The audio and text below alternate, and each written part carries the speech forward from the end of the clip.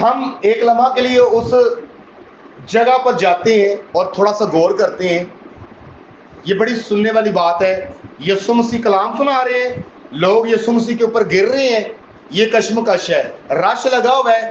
یسوع مسیح جھیل کے کنارے پر کھڑے ہیں, لوگ گر رہے ہیں, یسوع مسیح کلام سنا رہے ہیں. اب یسوع مسیح فارغ تو نہیں ہے, مصروف ہیں, لیکن اسی دوران کیا ہوا ہے, یسوع مسیح کلام سنا رہے ہیں اور یسوع مسیح کی نظر, یسوع مسیح کی آنکھیں, یسوع مسیح کی نگاہیں دو کشتیوں کے اوپر گئی ہے جو کنارے کے اوپر کھڑی ہوئی ہیں. یسوع مسیح کی نظر کہاں پر گئی ہے؟ یعنی ہجوم کے باوجود, لوگوں کے رش کے باوجود, لوگوں کی تڑپ کے باوجود, کلام سنانے کے باوجود یسوع مسیح کہاں پر دیکھ رہے ہیں؟ دو کشتیوں کے اوپر دیکھ رہے ہیں. اور میرے عزیزو, دو کشتیوں سے مراد ہے دو زندگیاں. سب بولیں, دو کشتیوں سے مراد دو زندگیاں.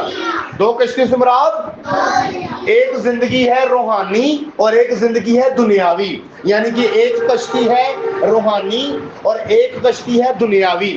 اب فیصلہ آپ کا ہے کہ آپ نے ان دونوں کشتیوں میں سے کس کشتی کے اوپر سواری کرنی ہے, کس کشتی کے اوپر بیٹھنا ہے, کس کشتی کو اپنی زندگی کا حصہ بنانا ہے. یسوع مسیح کلام سنانے کے دوران بھیڑ کے اوپر گرنے کے باوجود دو کشتیوں کے اوپر دیکھ رہے ہیں. یہ یاد رکھیں کہ یسوع آپ کی زندگی کے اوپر بھی نگاہیں جمائے ہوئے ہے.